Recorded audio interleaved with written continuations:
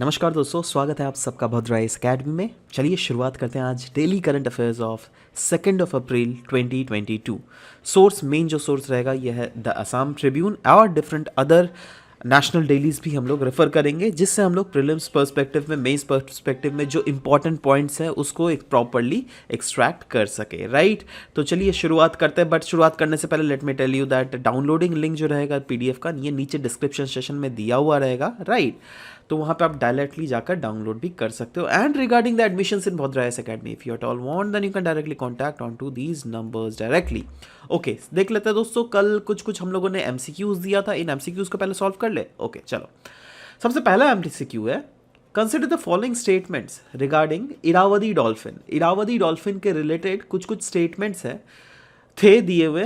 पहला था ये क्रिटिकली इंडेंजर्ड है as per IUCN red list, जो क्या रॉन्ग था, इंडेंजर्ड था। And they are found along the coast of, नहीं भाई गुजरात नहीं, ये उड़ीसा के कोस्ट तक हमें देखने को मिलता है, राइट। सो ये भी रॉन्ग था, इसलिए आंसर था नीदर 1 और 2, क्योंकि आपका जाके करेक्ट आंसर पूछा, इसलिए यहाँ पर अगर नॉट करेक्ट पूछ लेता ना तब लेकिन सी आंसर होता, ठीक है। नेक्स्ट इज फास्टर इनिशिएटिव, किसके रिलेटेड था? एक डिजिटल प्लेटफॉर्म जो क्या कोर्ट्स के द्वारा यूज किया जाएगा, जिससे वो अपने प्रोसेस को स्पीड अप कर सके, ठीक है। तीसरा क्वेश्चन था, consider the following statement regarding 8 core sectors. They comprise 40.27% of the weight of item included in the IIP, that is Index of Industrial Production, which is absolutely true. Electricity sector holds the highest wait, नहीं, electricity नहीं था, ये refinery, petroleum refinery products थे, basically refinery products. So of course answer was just 1 only, 2 नहीं था, ठीक है। आज के क्लास में हम लोग देख लेते हैं, सबसे पहला असम ट्रिब्यून से लिया गया है। यहाँ पे एग्जाम यूटिलिटी पर्सपेक्टिव से आप एग्रीकल्चर रिसोर्सेज से इस टॉपिक से जोड़ सकते हैं, बट मोर ओवर अगर ये टॉपिक देखें ना, ये टॉपिक थोड़ा ज़्यादा मतलब सब्जेक्टिव टॉपिक है। Subjective topic in the sense that T industry जो है बराक वैली में, उसकी क्या पोजीशन है, क्या रीजंस है उस टी इंडस्ट्री में, जो बराक वैली में जो प्लाइट हमें देखने को मिल रहा है, दैट इज़ वहाँ के किसान जो है खुश नहीं है, राइट। वहाँ पे उन लोग को प्रोड्यूस का बहुत कम दाम मिल रहा है, तो बहुत रीजंस है उसके बारे में दिया हुआ है। बट सबसे पहले तो मैं डिस्कस करना चाहूँगा दैट ये टी इंडस्ट्री कहाँ पे बोला गया है? बराक वैली। ना ध्यान से देखिएगा आप, बराक वैली ये पूरा आसाम है, देख रहे हैं, ये आसाम है, राइट। अब असम के सदर्न मोस्ट टिप में देख लीजिएगा, ठीक है, ये जो डिस्ट्रिक्ट्स है ना, कछार डिस्ट्रिक्ट, करीमगंज और हलीकांडी डिस्ट्रिक्ट, ठीक है, ये रीजन, अब यहाँ से जो है ना बराक रिवर बहती है, आपको पता है, ठीक है, इसीलिए ये पूरे रीजन को बराक वैली के अंडर आता है, राइट। और इस बराक वैली में आपको पता होना चाहिए एक मेजर चंक ऑफ टी को जो है प्रोड्यूस किया जाता है। इनफैक्ट असम पूरे स्टेट में जितना भी प्रोड्यूस किया जाता है ना, उसका 6.5% टी प्रोडक्शन जो होता है ना, वो बराक वैली से ही होता है।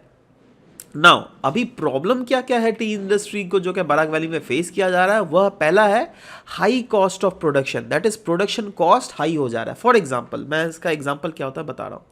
फॉर एग्जाम्पल सोचो आपने चाय पत्ती या फिर मेंटेनेंस, क्योंकि प्लांटेशन क्रॉप है तो एक बार क्रॉप लगा दिया तो आप बहुत 10-15 साल तक इससे खा सकते हो, राइट ना।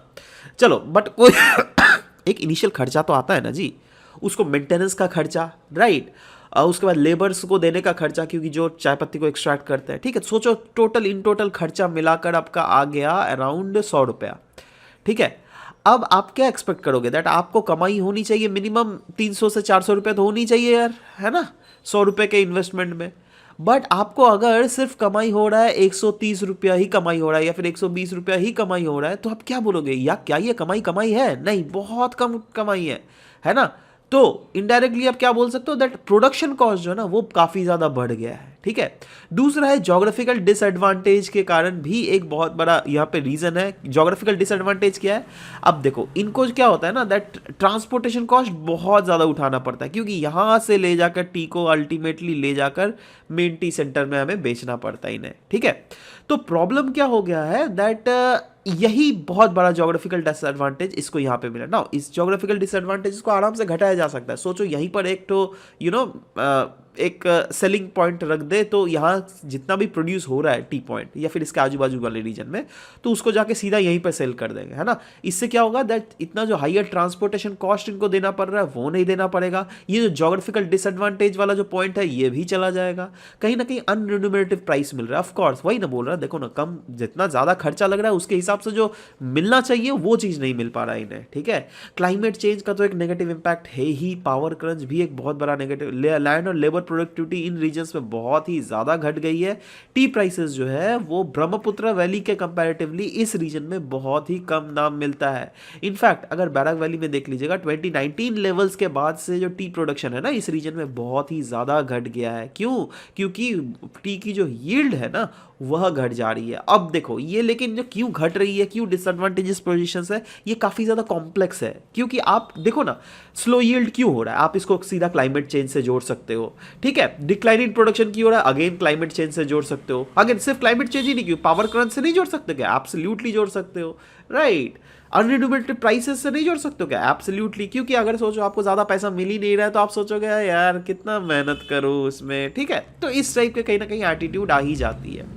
तो सवाल होता है दैट इस आर्टिकल में क्या कुछ वे फॉरवर्ड पॉइंट्स दिए गए थे दैट इसको कैसे सुधारा जा सके? जी हाँ, एब्सोल्युटली, वही तो मैंने बोला ना दैट एक रजिस्टर्ड टी वेयर हाउस अगर यहीं पर सेटल कर दे तो क्या होगा ना, देखिए ज्योग्राफिकल डिसएडवांटेजेस जो है उसको नहीं सहना पड़ेगा। दैट इज सरकार जो है यहीं से ये टी जो है प्रोक्योर कर ले इनडायरेक्टली, या फिर अगर जो भी क्या बोलते हैं बिजनेस बॉडीज है वो इन्हीं के आजू बाजू रीजन से टी को प्रोक्योर कर ले, तो उस सिचुएशन में जो है इन्हें इतना ज़्यादा ट्रांसपोर्टेशन कॉस्ट नहीं देना पड़ेगा।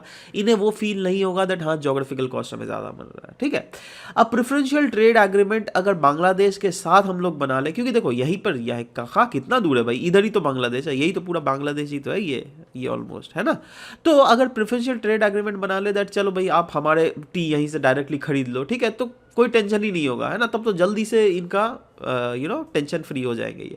तो इस टाइप से कुछ कुछ एक्टिविटीज़ है जो कि हम लोग कर सकते हैं जिससे इंश्योर करें दैट इन रीजन्स में, बैराक वैली रीजन में जो टी के जो प्रॉब्लम हमें दिख रहा है वो चीज़ ना दिखे, राइट।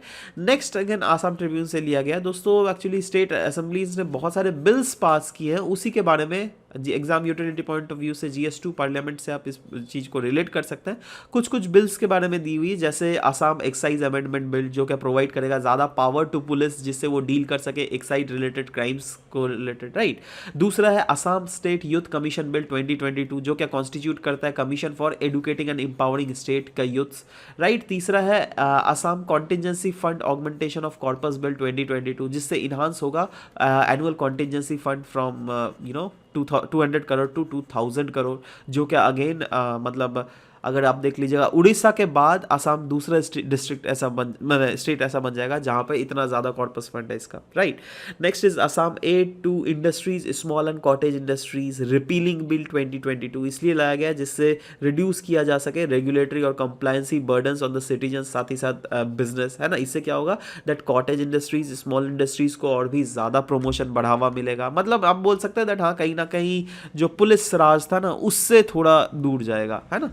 एनीवेज और भी बहुत सारे बिल है जिसके बारे में एज सच डिस्क्रिप्शन तो नहीं दिया हुआ, but yes you can if you want you can actually go through these bills as well, ठीक है। सो या चलो आगे बढ़ते हैं। इरोम शर्मिला के बारे में न्यूज़ था नाउ आसाम ट्रिब्यून से ये भी लिया गया है। एक्चुअली देखिए अब हमने कल एक डिस्कस किया था, याद है, आफ्सपा। तो आफ्सपा को रिपील किया गया है मणिपुर से भी, असम से भी, नागालैंड से। अब ये बहुत एक लार्ज एरिया से इसको रिमूव किया गया, राइट। इसलिए बहुत ही ज़्यादा अप्रिशिएशन मिल रहा है सेंट्रल गवर्नमेंट को, राइट। और उसी रिलेटेड इरोम शर्मिला भी अभी बहुत ज़्यादा लाइमलाइट में आ गई है। ये कौन है? ये एक मणिपुरी सिटीजन है बेसिकली, मतलब ऐसे तो इंडियन सिटीजन है but she is a lady from Manipur और इनको कहा जाता है iron lady of Manipur. Now क्यों आफ्सपा के रिलेटेड ये इनका क्या रिलेशन है? देखो इन्होंने जो है ना 16 साल का, जी हाँ 16 ईयर्स का लॉन्ग हंगर स्ट्राइक, आप इमेजिन कर सकते हो भाई एक दिन नहीं खाओगे तो क्या हालत होगा ना। इनका पूरा खाना पीना वैसा नहीं, मतलब हाँ ये लेती थी बट थ्रू मेडिकेशन, मतलब ये ऐसा खाना नहीं खाती थी, राइट। सलाइन चढ़ता था इनको इस टाइप से। तो 16 ईयर्स तक बेसिकली इन्होंने अपने जीवन को, मतलब ऑलमोस्ट आधा जीवन तो इन्होंने ख़त्म ही कर दिया यार। आप खुद सोचो ना 16 years is a huge time भाई, है ना। सो इतना टाइम इन्होंने लगा दिया हंगर स्ट्राइक करने में। क्यों हंगर स्ट्राइक किया था? और इनका डिमांड था आफ्सपा हट जाए मणिपुर से, राइट। और जो कि अभी दिख भी रहा है सेंट्रल गवर्नमेंट एक बहुत इनिशिएटिव ले रही है, इसीलिए इन्होंने सेंटर के डिसीजन को बहुत ज़्यादा वेलकम किया, बट साथ ही साथ ये भी बोला दैट अभी भी तो वो हम चाहते हैं दैट 100% हट जाए आफ्सपा, क्योंकि ये ड्रैकोनियन लॉ है, इसमें बहुत ही ज़्यादा पैसे खर्च होते हैं गवर्नमेंट के। वही अगर पैसे इनके ऊपर ना खर्च करके अगर मणिपुर के डेवलपमेंट के ऊपर खर्चा किया जाए तो वो बहुत अच्छा होगा, ठीक है। सो इसलिए बेसिकली न्यूज़ में था।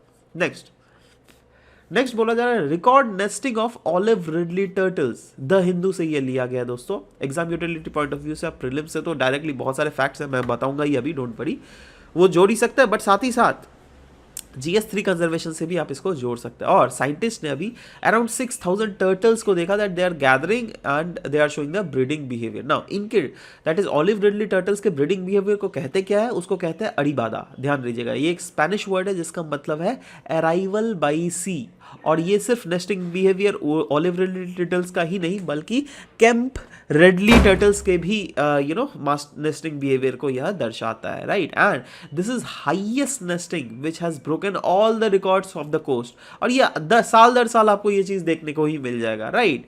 नाउ यह ऑफकोर्स कहाँ पे हमें देखने को मिला है, Rushikulya coast in Orissa. Rushikulya coast है कहाँ, देख लो, यह है हमारा प्यारा भारत, राइट। अब देखो यह है उड़ीसा, है ना। उड़ीसा का ये वाले पॉइंट को अगर हम थोड़ा जूम इन करें तो हमें देखो यहाँ पर हमें मिलता है ऋषिकुल्या कोस्ट, राइट। और वहाँ पे जो है ना कौन सी रिवर आती है, ऋषिकुल्या रिवर, राइट। इधर है चिलिका लेक जो क्या एशिया की सबसे बड़ी लगून है, एशिया की सबसे बड़ी लगून मैं बोल रहा हूँ, राइट। अच्छा, ये है, इस रीजन को कहते हैं देवी माउथ, इस रीजन को कहते हैं गड़ीमाथा। हम लोग को पढ़ा है ना आपने बहुत समय, गड़ीमाथा वाइल्ड लाइफ सेंचुरी, है ना गड़ीमाथा रीजन में कौन कौन से वाटर बॉडीज डिबाउच करते हैं, एक है भैतरानी रिवर, ये देखो ऊपर वाला, इसके नीचे वाला होगा ब्रह्मानी रिवर, उससे नीचे जो है यह क्या है, महानदी रिवर, ये क्लियरली दिख रहा है, देखो ये महानदी रिवर, ये है, इस रीजन को पारादीप कहते हैं। यहाँ पे पुरी है जो कि काफी हिंदूज के लिए एक डिवोशनल साइट्स है, लोग जाते हैं, राइट। ये ऊपर में आ गया बंगाल, राइट। इधर से आ गया सुवर्णरेखा रिवर जो क्या आपका झारखंड से आती है, राइट। बट हाँ, ये सब चीजें आपको ध्यान में रखनी पड़ेगी दैट गड़ीमाथा रीजन कौन सी है, देवी माउथ रीजन किसको हम लोग बोलते हैं, राइट। और देवी माउथ रीजन जो है वो किस वाटर बॉडी के माउथ में है, तो आपको क्लियरली दिख रहा है ये महानदी के बाहर में ही है, राइट। वैसे यहाँ पे ऋषिकुल्या रिवर के बाहर में जो है ये ऋषिकुल्या कोस्ट इसको कहा जाता है, ठीक है। तो ये सब कुछ है, और ये सब रीजन जो है ना मास नेस्टिंग बीचेस है, क्योंकि बहुत समय आप देखते होंगे गड़ीमाथा जो रीजन है वहां पर मास नेस्टिंग हो रहा है, राइट। देखो वैसे ऋषिकुल्या ये क्या है, मास नेस्टिंग बीचेस है, राइट, जिस पर ये सब चीजें जो है रिकॉर्ड की गई है। कोई शक, चलो नेक्स्ट दोस्तों न्यूज लिया गया यहाँ पर 2 न्यू जियोलॉजिकल हेरिटेज साइट्स। आपको पता होना चाहिए अराउंड जनवरी के आजू बाजू पिछले साल भी कुछ जियोलॉजिकल हेरिटेज साइट जो है मेघालय, असम, उसके बाद त्रिपुरा, उन रीजन से basically geological survey of India के द्वारा अनाउंस किया गया था। वैसे ही उसी रीजन में जियोलॉजिकल सर्वे ऑफ इंडिया ने फिर से 2 नए जियोलॉजिकल हेरिटेज साइट को घोषित किया है, राइट। और वो कहाँ है, एक है हिमाचल प्रदेश में, एक है सिक्किम में। हिमाचल प्रदेश वाले का नाम दिया गया है शिवालिक फॉसिल फार्म, और सिक्किम में जो है इसको है स्ट्रोमेटोलाइट बियरिंग डोलोमाइट या फिर लाइमस्टोन ऑफ बक्सा फॉर्मेशन, राइट। एनीवेज 2 बार इसको रिपीट हो गया, माफ कीजिएगा, बट एनीवेज आपको समझना चाहिए नेक्स्ट जो जियोलॉजिकल साइट है यह सिक्किम में है, राइट। देख भी लेते हैं कौन कौन से है। हिमाचल प्रदेश की अगर बात करें तो ये देखिए, यह हो गया हमारा उत्तराखंड का बॉर्डर, राइट। ये हो गया उत्तराखंड, इधर वाला उत्तराखंड, राइट। अब देखो ये वाला जो है, ये वाला हो गया हरियाणा। अब हरियाणा के बॉर्डर के सामने ही है, बट अगेन हरियाणा में ये है नहीं, ये कहाँ है, यह है हिमाचल प्रदेश में, ठीक है, दिख रहा है। तो ये हो गया हिमाचल प्रदेश, है ना, ये देखो हिमाचल प्रदेश,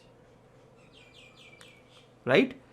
तो इस रीजन में है Shivalik fossil park of Himachal Pradesh, clear है। वैसे ही इस यही वाला जो बक्सा फॉर्मेशन वाला सिक्किम वाला जो है, ये देखो ये हो गया सिक्किम, है ना। ये वाला जो रीजन है ना, यहाँ पर है बेसिकली यह जियोलॉजिकल साइट, ठीक है, क्लियर है। नाउ इसी के साथ जो है ना इंडिया में अराउंड 34 जियोलॉजिकल हेरिटेज साइट्स हो गए इंडिया में। Earlier GSI identified certain geological site across north east as well, और वो कौन कौन से थे, वो ममलू केप थे, आपका जाकर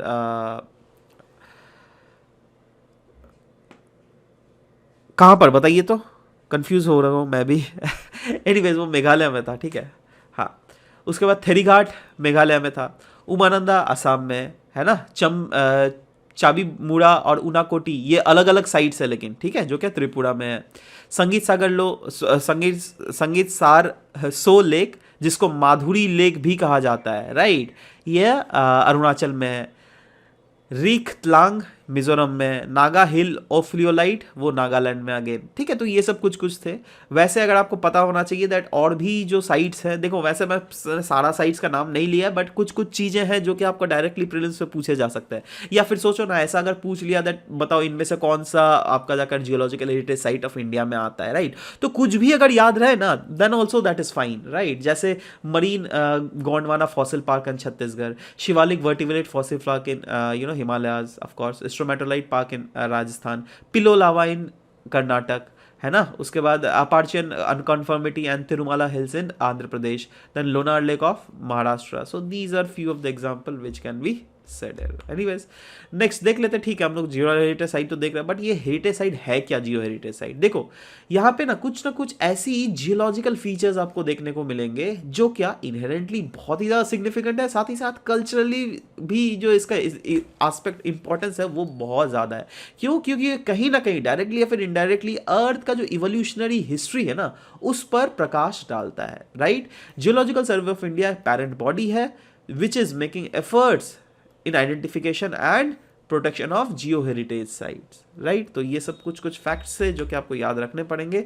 नेक्स्ट इज द हिंदू से ये न्यूज लिया गया है dam rehabilitation and improvement project के बारे में, राइट। नाउ GS3 से आप different type of irrigation and irrigation system storage के बारे में इस टॉपिक से इसको रिलेट कर सकते हैं। नाउ ये प्रोजेक्ट क्या है, ये इस चीज को सिर्फ आप ध्यान में रखिए, ये प्रोजेक्ट क्या है, that is more than enough, ठीक है। देखो ये एक ऐसा प्रोजेक्ट है जिससे जो हमारे देश में डैम्स है ना, डैम समझते हो ना, तो उन डैम्स को रिपेयरिंग वर्क अगर चाहिए तो वो सब प्रोवाइड करने का काम करता है। क्योंकि अगर हमारे देश में देख लोगे अराउंड 5745 डैम्स है, जिसमें 293 जो डैम्स जो है वो तो 100 साल से भी पुराना है, राइट। और 25% ऑफ डैम्स जो है ना वो अराउंड 50 साल से भी ज़्यादा उसका एज हो गया, राइट।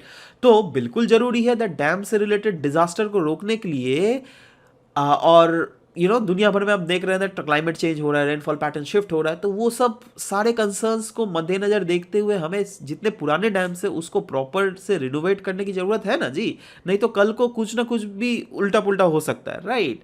सो इसलिए एक असेसमेंट रिपोर्ट बनाया गया था of inter governmental panel on climate change, right, IPCC, right. तो IPCC के असेसमेंट रिपोर्ट में भी क्लियरली बोला गया था दैट देखो फ्लड्स जो है ना साउथ एशिया में बढ़ रहे हैं, राइट, और ग्लेशियर लेक आउटबर्स्ट इस टाइप के फिनोमिनास कहीं ना कहीं बढ़ रहे हैं।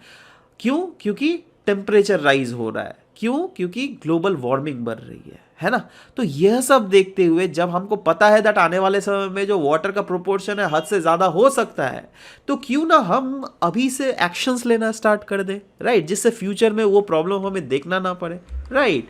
तो वही ये इसको डैम रिहेबिलिटेशन इंप्रूवमेंट प्रोजेक्ट को शॉर्ट फॉर्म में ड्रिप कहते हैं, ठीक है, याद रखिएगा। सो ड्रिप जो है उसको लॉन्च किया गया था सन 2012 में, किसके द्वारा? सेंट्रल वाटर कमीशन के द्वारा। किसका असिस्टेंस मिला था वर्ल्ड बॉडी का? वो था वर्ल्ड बैंक। मेन ऑब्जेक्टिव यही है दैट इंप्रूव किया जाना चाहिए सेफ्टी और ऑपरेशनल परफॉर्मेंस ऑफ सेलेक्टेड या फिर एग्जिस्टिंग डैम्स जो कि हमारे देश में है इन ए सस्टेनेबल मैनर, और साथ ही साथ स्ट्रेंथन किया जा सके डैम सेफ्टी इंस्टीट्यूशनल सेटअप, जिससे हर एक स्टेट का पार्टिसिपेशन हो और इम्प्लीमेंटेशन एजेंसीज का भी प्रॉपर पार्टिसिपेशन हो, जिससे हर एक स्टेक होल्डर्स एक साथ मिलकर जो है इंश्योर किया जा सके डैम का safety, right. Next is MSP के बारे में न्यूज़ था actually exam utility point of view से। GS3 से आप इसको जोड़ सकते हैं, MSP डायरेक्टली टॉपिक ही है। Cabinet committee on economic affairs ने अप्रूव किया था minimum support price for raw jute for the year 2022-2023, right.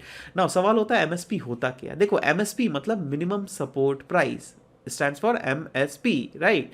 Now यह एक ऐसा रेट है at which the government buys grain from the farmers। जी हाँ, गवर्नमेंट जो है ना वो किसानों से ग्रेन्स को परचेज करती है। ना यहाँ पे जैसे अगर बोला गया ना दैट जूट के लिए निकाला गया, राइट, तो उसके हिसाब से जूट परचेज करेगी सरकार, है ना।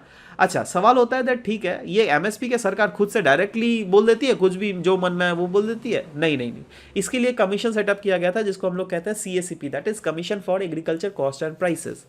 ये रिकमेंड करती है सरकार को, और उसके रिकमेंडेशन ऐसा नहीं है इन दैट इनके रिकमेंडेशन जो होता है उसको सरकार को मानना जरूरी है, अनिवार्य है, ना ना ना ना ना ना, बिल्कुल नहीं, ये सिर्फ रिकमेंडेशन है। सरकार माने या फिर ना माने वो सरकार के ऊपर डिपेंड करता है। बट एक कन्वेंशन है जो कि बजट 2018-2019 में बोला गया था पार्लियामेंट में, दैट जो भी एमएसपी होगा ना वो मिनिमम तो 1.5 टाइम्स होगा of the cost of production. ठीक है ना, सवाल यह होता है दैट ठीक है आपने तो बोल दिया चलो कॉस्ट ऑफ प्रोडक्शन, बट ये कॉस्ट ऑफ प्रोडक्शन का डेफिनेशन कौन बोलेगा? देखो कॉस्ट ऑफ प्रोडक्शन की अगर डेफिनेशन कोले इंडिया में है ना, दो फैक्टर के हिसाब से कॉस्ट ऑफ प्रोडक्शन निकाला जाता है। एक को कहते हैं, एक प्रोसेस को कहते हैं A2+FL और एक प्रोसेस को कहते हैं C2, राइट। नाउ पहले तो देख लेते हैं A2 क्या होता है। देखो A2 मतलब हर एक पेड आउट एक्सपेंस जो कि आपको कैश या फिर कैसे भी देना पड़ता है। जैसे सीड्स आप खरीद रहे हो, फर्टिलाइजर खरीद रहे हो, केमिकल्स खरीद रहे हो, लेबर को हायर कर रहे हो, फ्यूल, इरिगेशन और डिफरेंट जो भी चीज़ को हायर करके अल्टीमेटली आप खेती बाड़ी कर रहे हो। So that is cost is called A2। क्या इसको कंसीडर करते हैं? नहीं नहीं, इसको नहीं कंसीडर करते हैं। A2FL को कंसीडर करते हैं। और A2FL क्या है? ये पेड आउट कॉस्ट तो है ही, मतलब ये A2 तो देख ही लिया, ये तो है प्लस अनपेड फैमिली लेबर। जैसे आप आप खुद भी तो मेहनत कर रहे हो ना, तो आपका भी तो सैलरी होना चाहिए ना, बट वो तो आप अपने से तो सैलरी नहीं लेते हो, राइट। तो वो क्या हुआ? वो अनपेड फैमिली लेबर, या फिर आपकी वाइफ या फिर आपके बच्चे काम कर रहे हैं, आप उनको तो सैलरी नहीं दे रहे हो, ठीक है। तो वो वाले को ये A2 प्लस ये इसको कंसिडर किया जाता है in finding out the MSP, right. But demand maximum ये की जाती है दैट C2 को कंसीडर किया जाए। नाउ C2 क्या है? देखो C2 में क्या है ना, दैट A2+FL तो है ही, जो है ये है, plus rentals on interest foregone on owned land. सोचो आपने खुद का लैंड में कर रहे हो, राइट, बट यही लैंड अगर किसी को दूसरे को आप रेंटल दे देते तो कुछ तो पैसा आता ना जी, ठीक है। तो उस लैंड से तो कमाई होता ना, तो उसका रेंटल तो आप अपने आप से नहीं ले रहे हो, समझ रहे हो, है ना। तो वो रेंटल को भी काउंट किया जाता है इसमें, और फिक्स्ड एसेट कैपिटल को भी काउंट किया जाता है। अगर आपका फिक्स कोई एसेट कैपिटल है, जैसे सोचो आपका कोई पंप है, मोटर पंप, इस टाइप से चीज़ है, ठीक है। तो इनको कंसिडर नहीं किया जाता है इन कैलकुलेटिंग द एमएसपी। बट देखो वैसे सरकार बोलती है दैट नहीं नहीं हम तो इसको भी कंसीडर करते हैं in considering MSP, but usually इसको कंसीडर नहीं किया जाता है ज़्यादातर, ठीक है। Next, new India literacy program, ये न्यूज़ में था, right. Now of course prelims perspective में आप इसको इंक्लूड कर सकते हो, और ऑफकोर्स कोई भी न्यूज़पेपर में, माफ़ कीजिएगा यहाँ पे सोर्स में लिखना भूल गया, ठीक है, द हिंदू, कोई भी डिफरेंट न्यूज़पेपर में ये जो चीज़ बेसिक चीज़ है ये बिल्कुल आती है। क्यों? क्योंकि यूनियन ने क्लियरली अप्रूव कर लिया था सेंट्रली स्पॉन्सर्ड स्कीम, जिसको कहता है न्यू इंडिया लिटरेसी प्रोग्राम। ना आपको देखो ये सब जानना नहीं है, मेन जो चीज़ें जानना है वो न्यू इंडिया लिटरेसी प्रोग्राम है क्या, बस खत्म। देखो new India literacy program approve किया गया नेक्स्ट 5 फाइनेंशियल ईयर्स के लिए, दैट इज 2022 से 2027 के लिए, याद रहेगा। चलो, ये इंटीग्रेट करता है हर एक aspect of adult education. Adult education बोले तो वैसे एज ग्रुप जो कि 15 से ज़्यादा साल के है ना, और वो अगर नॉन लिटरेट है, अगर पढ़े लिखे नहीं है, तो उनको फोकस करता है यह न्यू इंडिया लिटरेसी प्रोग्राम, जिसके तहत it aims to support state and union territories, जिससे नॉन लिटरेट्स पे जो है लिटरेसी को और भी ज़्यादा प्रोमोट किया जा सके, ठीक है ना। ये स्कीम में 5 कंपोनेंट्स है। क्या क्या है 5 कंपोनेंट्स? एक है फाउंडेशनल लिटरेसी एंड न्यूमरेसी, दूसरा है क्रिटिकल लाइफ स्किल्स, तीसरा है वोकेशनल स्किल डेवलपमेंट, चौथा है बेसिक एजुकेशन, और 5वां है कंटिन्यूइंग एजुकेशन। तो इन एस्पेक्ट्स को फोकस करते हुए मेक श्योर किया जाता है दैट इसके एस्पेक्ट्स जो है बेसिकली 15 साल से अबव वाले नॉन लिटरेट्स को इंक्लूड किया जाए इसमें, ठीक है। Schools to be the unit of implementation, ये इम्प्लीमेंट कहाँ से किया जाएगा? ऑफकोर्स स्कूल से ही किया जाएगा। ऐसा नहीं दैट अलग से कोई रूम रीजन को रेंट नहीं किया जाएगा, जो गवर्नमेंट स्कूल्स होती है ना वहीं से किया जाएगा, राइट। और अगर आईसीटी का अगर इस्तेमाल किया जा सके, जैसे डिजिटल बोर्ड्स या फिर ऑनलाइन इम्प्लीमेंटेशन, जैसे यूट्यूब में कोई लेक्चर्स डाल दिया जाए, या फिर ओटलास मटेरियल, ये ध्यान रखिए, ओटलास मटेरियल मतलब online teaching learning and assessment system, है ना।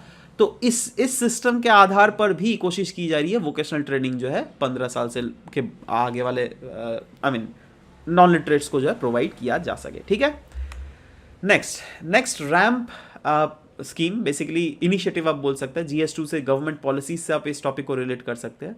Raising accelerating MSME performance, ramp scheme, नाम से ही पता चलता है रैम्प स्कीम क्या है, raising and acceleration of MSME का परफॉर्मेंस, खत्म बात, नाम से ही पूरा पता चल गया ना। ये जो है एक world bank assisted central sector scheme है और इसको लॉन्च किया गया था जिससे जो MSMEs के द्वारा जो प्रॉब्लम फेस की जा रही है ना, उन प्रॉब्लम से रेजिलियंस हो सके MSMEs को, राइट। इनफैक्ट इन एडिशन अगर बात करें तो मेक श्योर किया जा रहा है दैट मिनिस्ट्री ऑफ MSMEs के कैपेसिटी को और भी ज़्यादा बिल्ड किया जा सके, नेशनल लेवल में ही नहीं, डिस्ट्रिक्ट और ग्रास रूट लेवल में भी इंप्लीमेंट किया जा सके, जिससे MSMEs का कैपेसिटी बिल्डिंग ज़्यादा से ज़्यादा हो सके, राइट।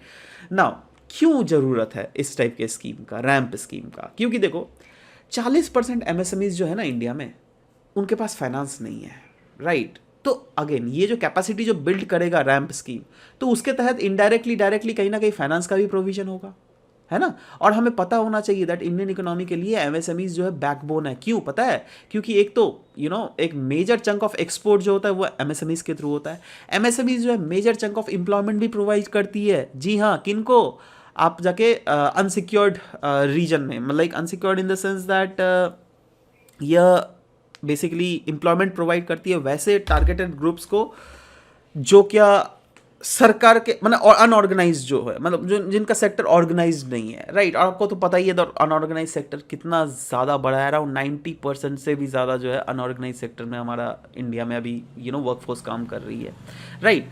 तो क्या हम बोल सकते हैं रैम्प प्रोग्राम जो है ये इम्पैक्ट करेगा अक्रॉस द कंट्री? हाँ, वो डायरेक्टली भी इम्पैक्ट कर सकता है, इनडायरेक्टली भी इम्पैक्ट कर सकता है। और RAMP will function as policy provider, knowledge provider और साथ ही साथ technology provider to these MSMEs। ठीक है, देखो ये सब मैं इसलिए भी अच्छे से डिस्कस कर दे रहा हूँ ना, द पॉलिसी प्रोवाइडर, नॉलेज, क्योंकि प्रीलिम्स से पता है इसी टाइप के क्वेश्चंस आ जाएंगे ना। आप बोलिएगा ठीक है सर ये तो पॉलिसी प्रोवाइडर तो है, बट क्या टेक्नोलॉजी प्रोवाइड, क्या टेक्नोलॉजी भी प्रोवाइड करेगी? जी हाँ यार, है ना। क्योंकि देखो बहुत सब क्या होता है ना दैट कोई भी स्कीम ले लो, कोई भी इनिशिएटिव ले लो, बहुत ही ज़्यादा सब्जेक्टिव होता है। अब क्या होता है ना, जब इनिशिएटिव्स कोई निकलती है ना तो सरकार क्या करती है, वो स्केलेटन प्रोवाइड करवा देती है, बट एक्चुअली में उसके इम्प्लीमेंटेशन में क्या क्या होगा वो अल्टीमेटली डिसाइड किया जाता है वेरियस इम्प्लीमेंटेशन ऑफिसर्स के द्वारा, जो कि ग्राउंड लेवल में, जैसे IAS ऑफिसर, IPS ऑफिसर। तो ये लोग जो है ना फर्दर भीतर का कानून सब बनाते हैं, राइट। तो ये लोग सोचते हैं होते हैं दैट होलिस्टिकली कानून बना दे जिससे पूरे लोगों को फायदा मिल सके। इसीलिए लेकिन ये काफ़ी ज़्यादा इनका बैंडविड्थ जो है ना बहुत बड़ा रहता है। इसीलिए कभी भी अगर इस टाइप का क्वेश्चन आ जाए ना तो कोशिश कीजिएगा दैट हाँ, अगर अच्छे जैसे ये RAMP initiative, of course these are absolutely policy that हाँ ये पॉलिसी प्रोवाइड करेगी, नॉलेज प्रोवाइड करेगी, टेक्नोलॉजी प्रोवाइड करेगी, हो ही सकता है यार, है ना। भले ही आपने पढ़ा नहीं होगा दैट हाँ ये एक्चुअली में टेक्नोलॉजी प्रोवाइड कर रही है या नहीं, है ना। आपने शायद नहीं पढ़ा होगा, चलो 2 मिनट के लिए मैं मान लेता हूँ, बट हाँ आपको ये दिमाग लगाना है दैट अरे यार MSME के भलाई के लिए हो तो ऑफकोर्स MSME को डायरेक्टली या फिर इनडायरेक्टली कोई तो टेक्नोलॉजिकल हेल्प प्रोवाइड कर ही सकती है यार ये प्लेटफॉर्म, एब्सोल्युटली, है ना। ऐसे सोचना है हमें। चलो अभी हम लोगों ने इतना सारा डिस्कस कर लिया ना दोस्तों, अभी कुछ MCQs डिस्कस करते हैं, है ना। और इन MCQs का मैं आप चाहता हूँ दैट आप लोग नीचे आंसर नहीं लिखते हो यार, सब कोई कुछ लोग ही आंसर लिखते हैं, और ऑफ कोर्स वही लोग सीरियस स्टूडेंट्स हैं, मुझे पता है ना। आप लोग भी कुछ सीरियसनेस दिखाओ यार, है ना। एनीवे, सबसे पहला arribada often seen in news is related to, पहला है seasonal pest disease seen in cotton growing areas, दूसरा है mass nesting by olive ridley turtles, unique wind reversal pattern seen in bay of Bengal region, और sustainable agriculture technique used in hilly region. नीचे comment section में लिखो इसका answer. Consider the following statements regarding raising and accelerating MSME performance, that is RAMP scheme.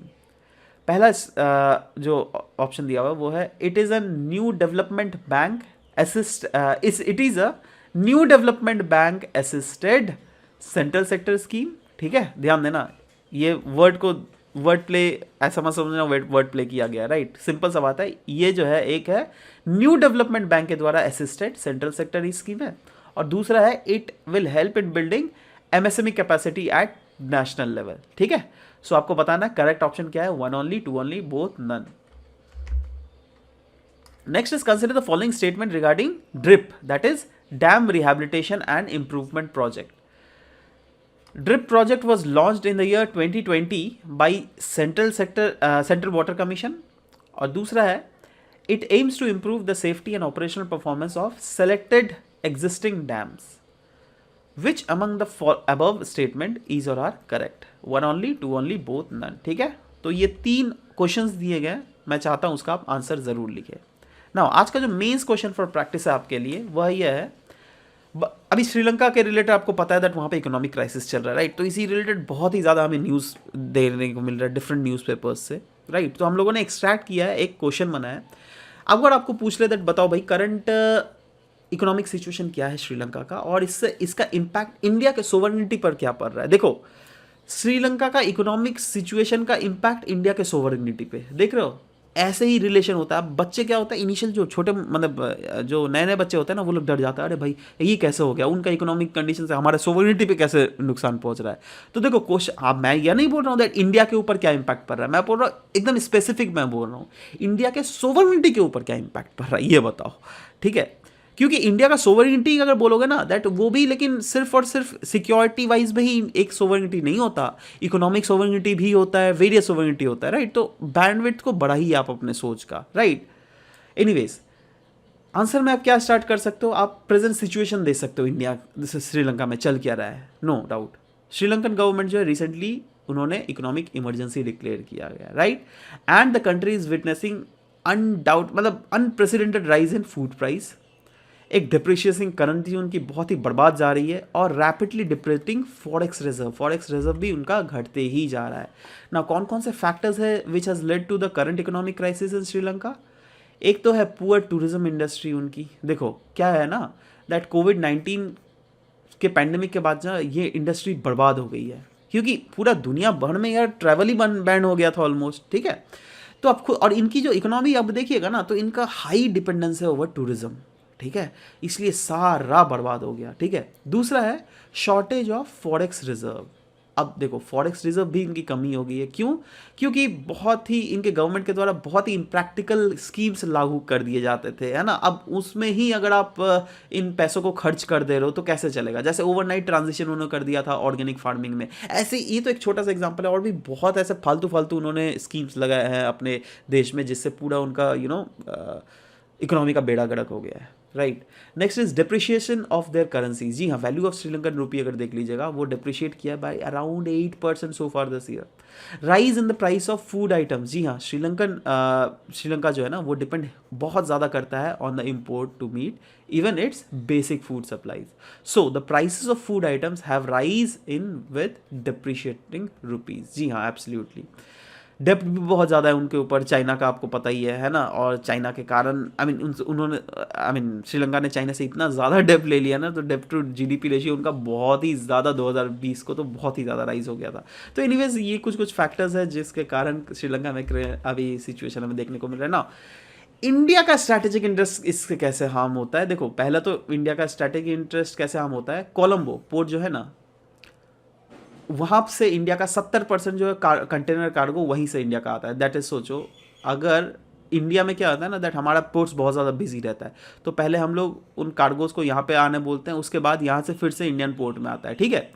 तो अब वहाँ पर आपको पता है चाइनीज़ ऑपरेटेड टर्मिनल्स भी है ना। और कल को अगर चाइना का प्रेजेंस वहाँ पे और भी ज़्यादा बढ़ रहा है तो हमारे स्ट्रैटेजिक इंटरेस्ट को तो खतरा हो ही रहा है ना यार। इनडायरेक्टली हम क्या ये बोल सकते हैं दैट अभी जो हालत है श्रीलंका का वो चाइना के लिए ब्राउनी पॉइंट है। जी हाँ, कैसे, देखो श्रीलंका को पैसे की ज़रूरत है, इंडिया कितना हेल्प कर पाएगा, यूएस कितना हेल्प कर पाएगा, है ना। एक पॉइंट ऑफ बात टाइम के बाद नहीं करेगा, राइट। आईएमएफ भी बोलेगा तो ठीक है, बोल देगा दैट हाँ हम पैकेज आपको प्रोवाइड करेंगे, बट आपको बहुत हार्श शर्तें माननी पड़ेंगी, ठीक है। तो उसके लिए शायद श्रीलंका रेडी ना हो, ठीक है। तो वो किसके पास जाएगा, अल्टीमेटली चाइना के पास जाएगा भीख मांगने, ठीक है। अब चाइना भी उसका फ़ायदा उठाएगा, है ना। और अब देखो चाइना भी अगर यहाँ पे उसका डोमिनेंस बढ़ता रहे, है ना, ऊपर से आपको पता है दैट इंडिया का डिफरेंट अदर नेशंस जैसे अफगानिस्तान ले लो, इधर म्यांमार ले लो, इनसे भी, म्यांमार से तो चलो तभी ठीक ठाक है, बट अफगानिस्तान से उतनी ठीक से नहीं पड़ती। तो अब बताओ इस टाइप के इंटरेस्ट में क्या इंडिया का इतना ज़्यादा दुश्मन पाल सकता है, नहीं, राइट। इंडियन एक्सपोर्टर्स के लिए बहुत ज़्यादा प्रॉब्लम हो सकता है, क्यों, क्योंकि फॉरेक्स रेवेन्यू जो है बिल्कुल घट गया श्रीलंका का, ठीक है। अब इंडियन एक्सपोर्टर्स जो है ना बहुत ज़्यादा वरी है दैट क्या हमें को जो पेमेंट हम लोगों ने जो माल भेजा है वहाँ पर, क्या उनका पेमेंट श्रीलंकन इंपोर्टर्स प्रोवाइड कर पाएंगी हम लोगों को टाइमली। तो ये कुछ कुछ प्रॉब्लम है इंडिया में भी देखने को मिल रहा है ना। सवाल होता है वे फॉरवर्ड क्या है। देखो ये बोला जा रहा है प्रेजेंट सिचुएशन जो है ना, ये एक इंडिया के लिए अपॉर्चुनिटी भी प्रोवाइड करता है, और इस अपॉर्चुनिटी का फ़ायदा अगर इंडिया प्रॉपरली उठा ले तो कहीं ना कहीं रेस्क्यू आराम से कर सकती है वो श्रीलंका को फ्रॉम द इकोनॉमिक क्राइसिस जो क्या श्रीलंका के द्वारा फेस किया जा रहा है। ठीक है, सो ये सब चीज़ आप लिखकर बेसिकली अपने आंसर्स को इन्हांस कर सकते हो। Alright, so this was all about the discussion that we had for this very session. मिलते हैं नेक्स्ट क्लास में। Till then bye bye, take care and thank you for listening to the whole video.